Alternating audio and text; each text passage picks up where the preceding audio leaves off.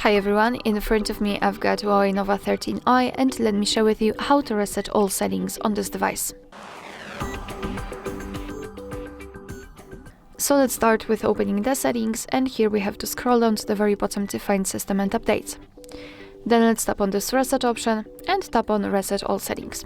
As you can see, your device is informing you what it will actually reset, so network settings, fingerprints, face data recognition, and a lock screen password. So if you really want to reset all of that stuff, simply tap on reset all settings. Of course, you will have to confirm everything with your screen lock. And here we've got the information that this phone may need to be restarted. Not always, but it may need to. And also you cannot undo this action. So be aware, and if you're ready, tap on reset all settings. And now you have to simply wait until your device will reset everything, and either it will work now or it will need to be reset. It depends.